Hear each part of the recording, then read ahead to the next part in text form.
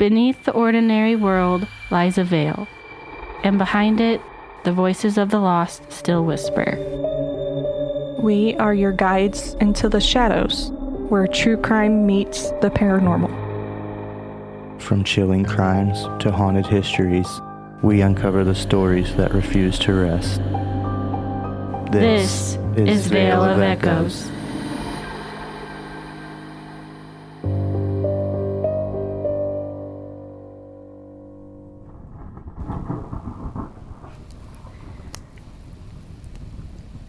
At first, you don't realize you're dead.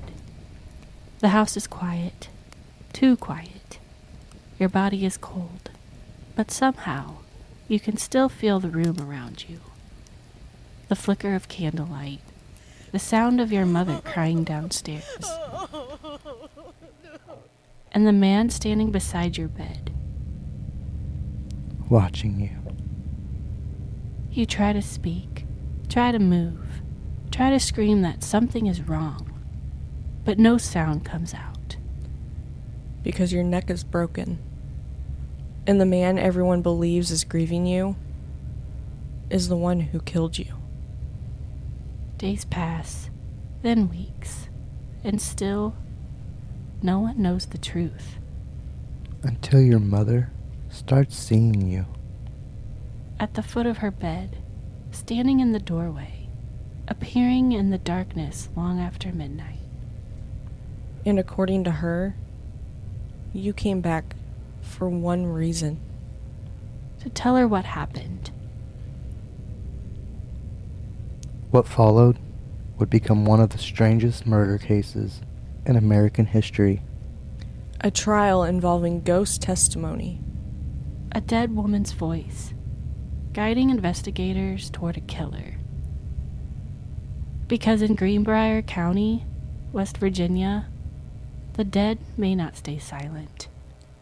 This is episode 65, The Greenbrier Ghost. Welcome to Veil of Echoes, a cinematic, immersive experience where true crime and the unexplained collide. Because some stories refuse to stay buried. Some linger in old houses, whisper through generations, and echo long after death. Tonight's story begins in the mountains of West Virginia, with a young woman's death that should have been ruled natural, until her mother claimed her daughter came back from the grave to reveal the truth. And what followed would become one of the only known murder cases in American history where ghost testimony helped convict a killer. We're your hosts. I'm Lindsay. I'm Zach. And I'm Bria. Before we begin, this episode contains themes of domestic violence, death, and disturbing descriptions surrounding a suspicious murder. Listener discretion is advised. If you enjoy immersive true crime and paranormal storytelling, make sure you're following Veil of Echoes on your favorite podcast platform. Leaving a rating or a written review really helps our stories reach more listeners, and we truly appreciate all of your support. And before we dive into tonight's story, at the end of this month, we'll officially be selecting 2 listeners to receive our very first monthly giveaway packages. We've been putting together some really fun things for you guys, including crystals, candles, and other Veil of Echoes themed items. And very soon, we'll also be putting polls up on our socials so you guys can officially help choose our listener name. Right now we're thinking of Veil Walkers, and then our friend Alex said Veil Voyagers. That was another option. That's pretty neat. Yeah. And then Echo Keepers. Yeah, so start sending us your thoughts and opinions. Yes, we have 1 week left of May. 1 week. So, and also to oh my gosh, I just got off night shift, so I cannot think right now. In order to be sharing, post, comment, you gotta screenshot it and send it to us. Yes, a review. Yes, please. Please, please, please. And then there's something else we're really excited about. We're also starting a new little community segment called Light in the Veil. With so many heavy stories every week, we wanted a place to also spotlight the things that bring you comfort, happiness, or peace. That could be your pets, your favorite cozy spaces, your collections, your art, or honestly, anything that brings light into your life. You can send photos or videos to us through our socials, and we'll be featuring some of them in future posts and videos. And then shout out to Jen for sending her cool, awesome goats and her dogs and her cats. Cat. Those are cute. Yeah, I need to send all mine in. Yes. Yeah, that was. Yeah, I Luna. saw that. That was funny. Yes. All the pets. Send all the pets, please. The possum. And within the next week, we'll also be releasing our interview with mind reader and paranormal performer Joe Diamond. That conversation got genuinely unsettling at times. Including moments that honestly left us questioning how certain things could even be possible. Yeah, that was really fun. I don't know, he definitely read our minds. Oh, yeah. I was blown away. Definitely. So if you haven't already, follow Joe Diamond. He's the Midwest Mystic. Yeah, he's fun. Yeah, and I believe his tag is Joe Diamond Live. Joe Diamond Live. Yeah. And beginning this June, we'll officially be launching our new listener series, Echoes from the Veil. So if you've experienced something paranormal, unexplainable, or even a real-life true crime situation yourself, such as being stalked, encountering someone dangerous, or witnessing something that stayed with you, we want to hear your story. You can send your experiences to us through our socials or email us directly at veilofechoespodcast@gmail.com. Some of your stories may be featured in future episodes. Because tonight's story isn't just about a ghost. It's about a woman who may have refused to let her own murder go unsolved. A grieving mother. A suspicious husband. And a voice from beyond the grave that some believe helped bring a killer to justice. Long before the story became legend, before the ghost sightings, the trial, and the headlines, there was simply a young woman living in the mountains of West Virginia. Her name was Elva Zona Heaster, though most people simply called her Zona. She lived in Greenbrier County, a quiet Appalachian community surrounded by thick woods, rolling hills, and isolated dirt roads. In the late 1800s, places like this were deeply religious, close-knit, and heavily shaped by superstition and folklore. Stories traveled quickly there, and sometimes so did fear. In October of 1896, a blacksmith arrived in town. A man named Edward Stribbing Trout Shue. What the fuck? Stribbling? Edward Stribbling Trout Shue. Okay, let's do that again. What the fuck did he also? Uramus? Or Erasmus? What's going on here? Can't he just go by Ed? What the hell? Okay. Erasmus? I don't know. That's funny. Or Erastus? Okay. A man named Edward Stribbling Trout Shue thought. I just. Oh man, okay. Okay. Why is there so many names? Just for one guy. Okay. Sorry, I'm just reading all the names he went by. What the hell? Though, depending on who you asked, he also went by Erasmus or Erastus Shue. He was older than Zona. Tall, strong, charismatic, and according to many people, intensely charming at first. The relationship moved quickly, very quickly, and within only a short time, the two were married. And almost immediately, some people around Zona began feeling uneasy about him. Zona and Erasmus Shue had a very rapid courtship and eloped just 3 months after meeting. I like you. I like you. Peekaboo. I like you a lot. Yeah, just 3 months after their wedding, But what's the age? Zona was found dead. 3 months after? Yeah. So, they married 3 months after they met. 3 months after their wedding, she was dead. I guess, yeah. So they've known each other a whole 6 months? Later, neighbors would describe Edward as controlling, possessive, and quick-tempered. But at the time, very few people knew much about his past. What they didn't know was that Zona was not his first wife, or even his second.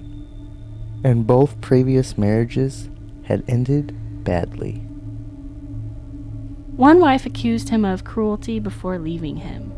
Another had died suddenly under mysterious circumstances. But Zona didn't know that yet.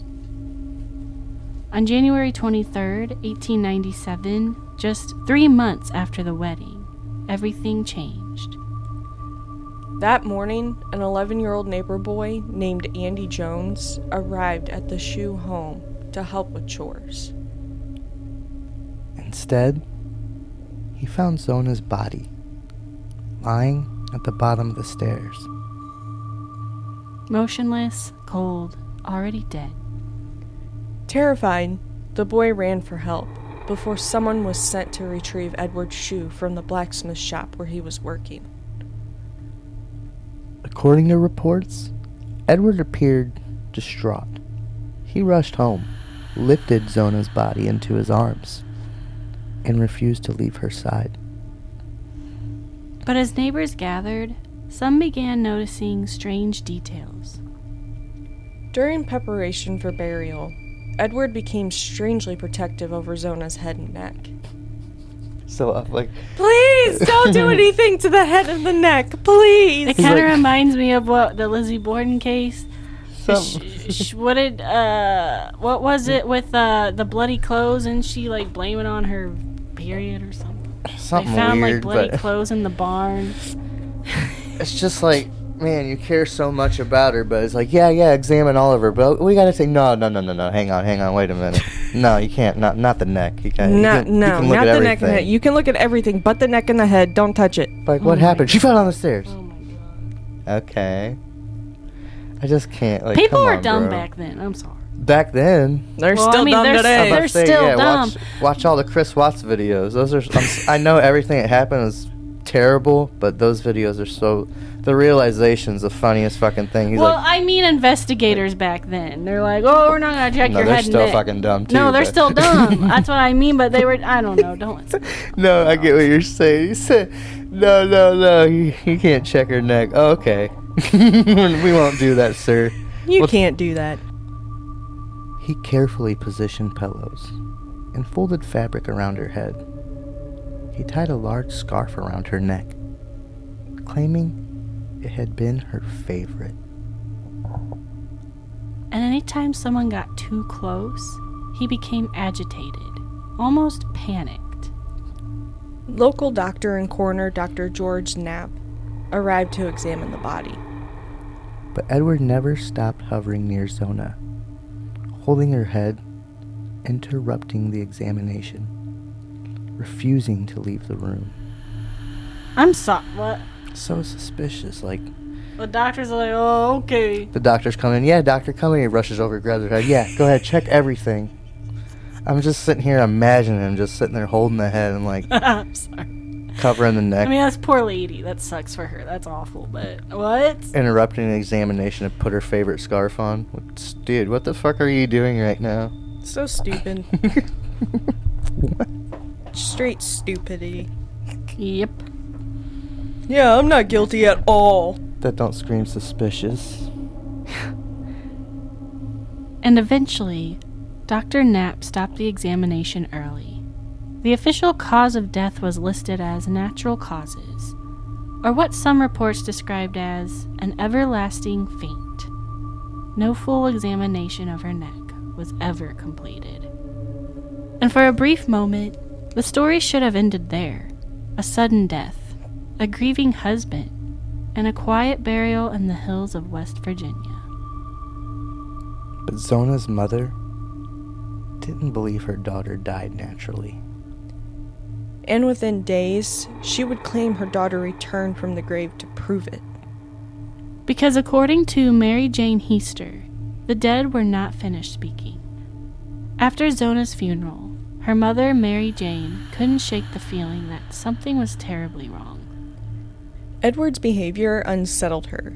The way he guarded Zona's body, the scarf around her neck, the way he refused to let anyone examine her properly. That's proper reactions. Like, what the fuck are you doing to my daughter right now? Till at the funeral, he was even guarding her body. What the fuck? They're like, oh, let's see her for her last time. Yeah, you guys can look at all. Don't look at her neck. Check everything out all you want. Just don't look at her neck. I'm just trying to picture this right now. I mean, Straight stupidity. 1800s. It's bringing out the dark parts because it's making me laugh and it shouldn't. It's like, well, no, it's not. We're not. It's not. I know, her. not It's the not situation. Zona. It's just what? His stupidity. Yes. it seems like he's acting like Kramer or something in the fucking middle of this fucking investigation. Yeah. No, don't you look at it. And deep down, Mary Jane believed her daughter did not die naturally. But belief alone wasn't enough. Zona was buried, the town was moving on, and officially, the case was closed. Then, according to Mary Jane, the dreams started. Or at least, that's what she called them at first. She later claimed that several nights after the funeral, she awoke suddenly to find Zona standing beside her bed. Nope. Mama loves you, honey, but you gotta go back to the fucking... Mom! Hell no. Mama, That's creepy. where were you? Not as she appeared in life, but pale, still, silent. Mary Jane said her daughter's spirit appeared for 4 consecutive nights, and each night, the story became clearer. According to Mary Jane, Zona told her that Edward had become enraged one night over something as small as dinner. The argument escalated, and then he attacked her. Mary Jane later claimed Zona's spirit said Edward grabbed her violently before breaking her neck. And then, to prove it, Mary Jane claimed that apparition turned its head completely around. In a small Appalachian town in 1897, stories like that spread fast, especially in communities where belief in spirits, omens, and signs from the dead was already deeply rooted in local culture. Neighbors began whispering that Zona's death had never made sense. And slowly, people started questioning Edward too.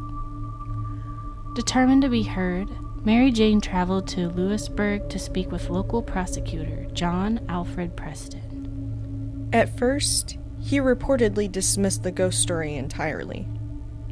But Mary Jane refused to back down. She spent hours explaining why she believed her daughter had been murdered. And eventually, whether Preston believed in ghosts or not, he began believing there was enough doubt to reopen the investigation. When Preston questioned Dr. Knapp again, the doctor admitted he had never completed a full examination of Zona's body. That alone was enough to justify an exhumation. And on February 22nd, 1897, Zona's body was brought out of the ground for a second examination. And this time, they would examine her neck. If Mary Jane was lying, the autopsy would prove it. But if she was telling the truth, then a ghost had just led investigators to a murder. And beneath the soil of Greenbrier County, the dead were about to speak again. Word spread quickly through town. People whispered about a grieving mother who claimed her dead daughter had returned from the grave. And despite publicly denying the accusations, Edward Shue reportedly became furious over the exhumation. I'm just picturing what he was doing. He's probably acting like Chris. Don't Don't do that! Hey, Don't look at Did the you neck. see the video of Chris? Oh, that's what I picture him as. I can't. That's what I'm saying. Like, it's not funny, but just No. seeing the way he was acting is like, bro, you're so guilty. It's not. Kind of fucking, like, reminds what are you me. doing? Ooh, I hate that. Well, he guy. didn't know that his neighbor had the camera pointing so well at his house. I hate that. I'm like, Well, it kind of reminds me too of this guy that had murdered his friend, and when they talked about it, like when they found out about the murder, it was on the news station itself, and he was like, "What?" it's like, Like he had to go sit down because he just realized that he had just been caught.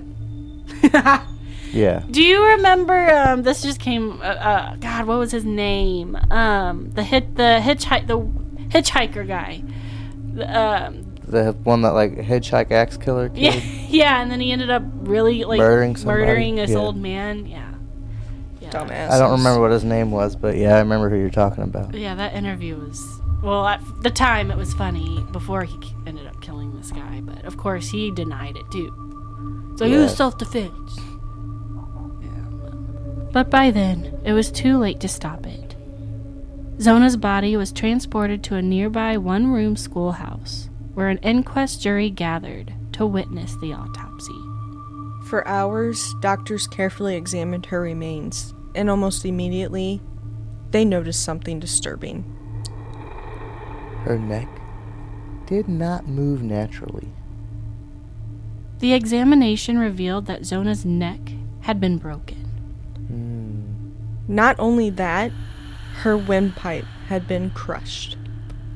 According to the reports, there were bruises on her throat, finger marks, signs she had been strangled before her neck was violently snapped. All over dinner. This psychopath. You didn't use the right potatoes. What the fuck? Make it You yourself, didn't use bitch. Idaho potatoes. Yeah, like, what the fuck? Learn Yeah. how to cook? I don't know what to tell you. Just the stupid shit. What, bro? You used the red potatoes, not the Idaho potatoes, you stupid bitch. You didn't cut them all in the same size. What They the weren't fuck? cute. Yeah. Yeah, like, what? Come on. I don't know. That was fucking stupid. Yeah, that's over the smallest thing is dinner. Like, come on. Yeah. The ligaments in her neck had been torn, and her vertebrae dislocated. Zona Heaster Shue had not died from natural causes. She had been murdered. Suddenly, Mary Jane's story didn't sound so impossible anymore. And across Greenbrier County, people began asking the same question. How did she know? Was it intuition? Suspicion? Grief? Or had Zona truly returned to tell her mother the truth? I think weird things can happen like that. I do too. It's just for this specifically. It's just a coincidence. It's creep. I mean, have you seen the case about the girl who like drove into the wall, killing her boyfriend and his? oh my friend. god! Don't give me that. What the Mackenzie? What the fuck? And her big ass bun on top Stupid of her bitch. head. But apparently during one of the police cams, you can hear somebody saying she killed us. It's kind of eerie because they say it sounds like her friend Avante, or I don't even know his name, but the guy that was in the back seat, and I was like, if that was really she him 100% saying that, killed them, and then the mom's getting up. Well, she's a good girl. No, she's not. She fucking killed them, you stupid all the bitch. weird phone calls of her speaking like Carney to her mom, and Why? her saying something about that's going on the world news, and maybe Kim Kardashian will reach out herself, and she's like, that's what I was gonna open. Like, Oh my what god! the- Didn't Kim arrest all Kardashian? of Isn't them. that the one smart thing I think Kim Kardashian did? Didn't she like throw it out? That's what I read. Yeah. Well, and did you see like during like the whole interview process after the boys were already dead, her dad was wearing that shirt that said like boom, like big comic letters that said BOMM, like boom, like, you know. Why the fuck would they give her own prison interview anyways? Because they always give them an interview, It's which so- is stupid. It's so annoying. Stop letting them do that. Exactly. Stop letting them sit there and tell their side of the fucked up story. Right. Well, even before the accident, it's like she obviously wanted to be famous because she was trying to be an influencer, and then whatever happened, she thought was going to boost it, and even if the records show that the car was trying to slow down, like, why were you going 100 miles per hour heading towards a wall anyway? Like, So was she trying to kill herself too or something? I don't think she was intentionally trying to kill herself at all, but whatever happened, she definitely could have died, and she didn't. But Well, two people did because of what she did. Like, why couldn't she? Like, should've died? she easily could have been the third victim. I don't know what happened. How did she but survive and they died though? I don't know. Exactly. It's Like, fucked up. the whole question. Why was she the sole survivor of it if she's... Because, I mean, 100 miles per hour into a brick wall, something like... How did she survive that? She had to She's a dumb bitch. swerve At the into it last because they were minute, both she on the same swerved. side. She swerved at the last minute. She's crazy. She sounds like she's nuts. Well, apparently, what's that tracker showed that she braked real hard? I'm like, that don't matter, so she apparently could have been going Well, why over. was she doing it in the first place? There's no... Because I don't know what happened. Like, I wasn't there. I don't know the argument. I don't know if there was an argument. Who knows? But She sounds like a psychopath. she definitely does not seem remorsive at all. And the fact that she has to speak to her mom in some kind of fucking parcel tongue. I was watching this TikTok, kind of similar to that guy who was making fun of Kendra that time. Oh That this guy That was guy's making so fun funny. of her bun, and he was like, put a big bun on top of his head, and like was Yeah, like, what's the his head was falling down because he said it was too heavy. I don't understand. Like, to me, she still seems... Something happened. She's guilty. 2 people died. Like, you don't need to execute her, but she deserves a life behind bars. You know, execute her. Well, She killed 2 people. she knew what definitely was killed doing. 2 people, and it had to be purpose driven. But Well, like, I don't. I don't feel bad for her. She can go. She's get executed nuts. somewhere. Like, obviously, you gotta be guilty if you're speaking a whole different fucking language. She's stupid. Following the autopsy findings, Edward Shue was arrested and charged with murder. And as investigators looked deeper into his past, the picture became even darker. They learned Zona was his 3rd wife. One former wife had accused him of cruelty, and another had died unexpectedly. And while sitting in jail, Edward reportedly told people he planned to marry 7 women in his lifetime. Sorry. Okay, 7 women. So how many was he planning? It just reminds me of Willie Picton. He wanted 50 kills. Idiot. Right? It was 50, wasn't it? I think so. Something He was like mad. that. He was Yeah. mad because he had 40. 49. Yeah, that's, I don't know. What is with these weirdos wanting a certain number? I don't know. My next thing starts with the ghost story had been right. As if Zona's death meant nothing at all. A month earlier, Zona's death had almost been buried forever. No investigation, no murder charge, no justice. Until a grieving mother claimed her daughter refused to stay silent. And somehow, the ghost story had been right. If someone that close to you claim a spirit revealed the truth about a crime, would you dismiss it completely? Or would part of you start wondering if they are telling the truth? I would start wondering. Oh, yeah. mean, I don't know. I'm a especially- big, I don't know, like dreams and like I don't know. I'm one of those weirdos. I mean, if you believe in, paranormal, then that's one of the aspects. Then you believe in spirits, it shows, and Oh, yeah, there's definitely. you definitely have these signs, and there's no reason she'd be just randomly dreaming about her daughter who was murdered. Nobody wants to dream about that. But not only you know? that, Like, Right. a broken neck, too. exactly. Like, and came then down she to gets- how she died. Yep. Yep. So I think that's After creepy. re-examination, they're like, "Oh well." So you hear people all the was time murdered.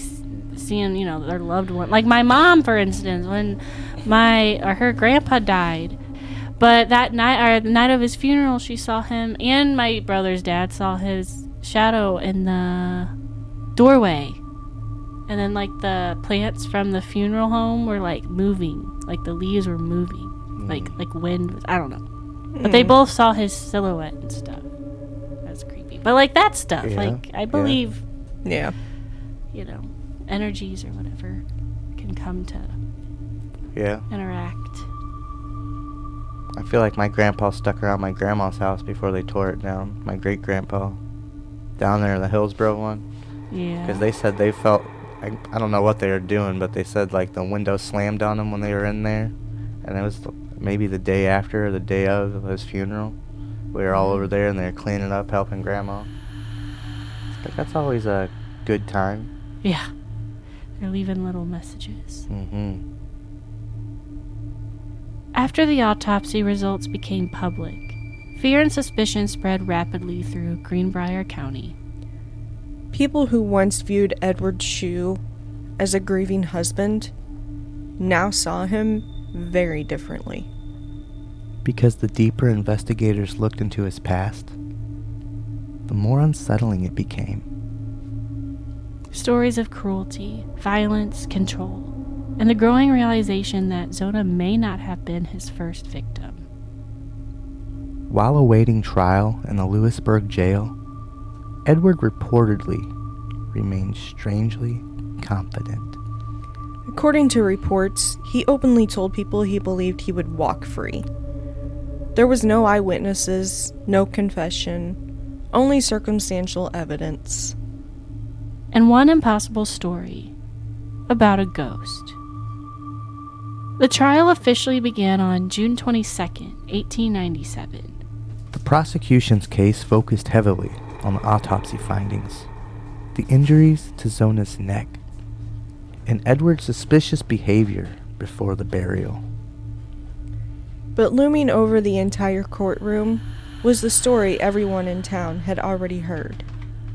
The story of Zona's ghost. Interestingly, the prosecution tried to avoid the ghost story altogether. They focused on facts, medical evidence, and witness testimony. But Edward's defense attorney believed Mary Jane Heaster could be discredited publicly. So during cross-examination, he pushed her repeatedly about the ghost sightings. And that decision backfired. Under intense questioning, Mary Jane never changed her story. Not once. She calmly described how Zona appeared to her night after night, how her daughter claimed Edward attacked her, and how the spirit turned its head to demonstrate the broken neck. Ugh, that's creepy. Fuck yeah, like what the Like fuck? Exorcist shit. I was very say that's exorcism shit right there. Maybe that's where they got the idea for the exorcist. Maybe, yeah, this is before that. The courtroom reportedly sat in stunned silence. Because whether people believed her or not, Mary Jane sounded utterly convinced that her daughter had returned from the dead. On July 11th, 1897, Edward Shue was found guilty of murdering Zona Heaster Shue. He was sentenced to life in prison after the jury recommended mercy. Fuckers. Yeah, always. Too much sympathy back then. And not only really, you're gonna have sympathy for this asshole and not have sympathy for the When the evidence For the shows, person who's grieving, dead. That and the grieving mother who seen this and got it right, and you're just, oh, it was just a it just keeps coincidence. reminding me of I hate the it. Haunting of Hill House when she kept seeing the Ugh. bent neck lady. Oh yeah, And it was Ugh. her future self that she Oh, after God. she hung I herself. love that show. Oh. I wish they never stopped making those. But yeah, I that's wish they would've- creepy. I wasn't expecting that. Bly Manor was good, but I wish they would have did like stuck with that family story Yeah. and like developed it more beyond, because that was Well, it was that's based off the creepy. book. Well, I never read And it. then the Bly I Manor can't was based read. off What? the Cork and the Screw. Or I know read well. old ghost stories. Me no English well. Yeah, me too. That's how I feel right now. And while historians point out that the ghost story itself was not official evidence in the case, many locals believed Mary Jane's visions helped uncover the truth. Yeah, because I mean, it all after re-examination, they found exactly what happened.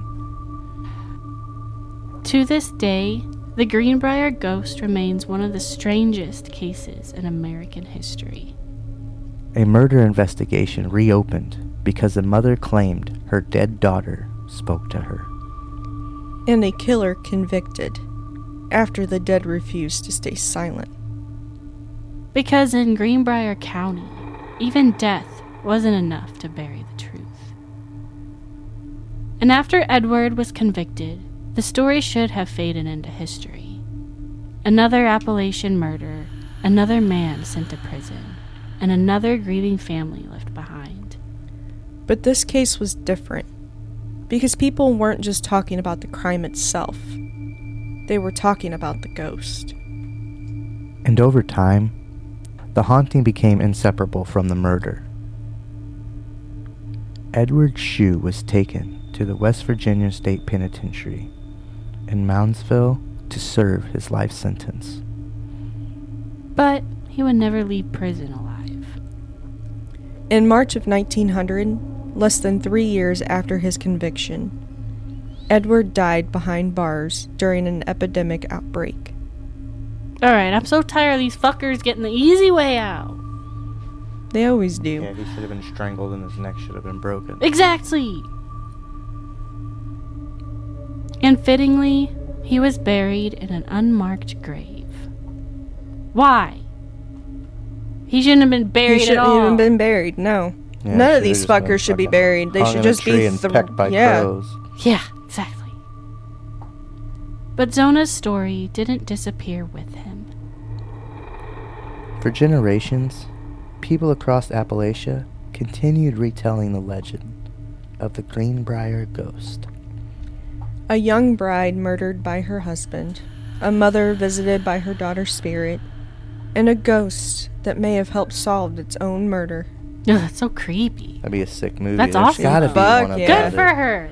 I love Fuck ghost yeah. movies, though. I'll fucking come back from the dead to fucking go after my murderer. Exactly. I hold Probably- fucking grudges, bitches. Ghost movies are probably my favorite paranormal ones. Oh yeah. Well, yeah, because they're real. Like, Ooh, it's- and witches. Something about witches and then Yes, vampires. I don't know. Yeah. I Those love three I witches. love watching so much. They always give me the goosebumps. I love The Craft, one of my favorites. That's Me a good too, one. I love Hocus Pocus. I never appreciated Blair Witch until I grew up. For some reason, when I watched it when I was younger, I was just like, what the fuck is this? The Witch.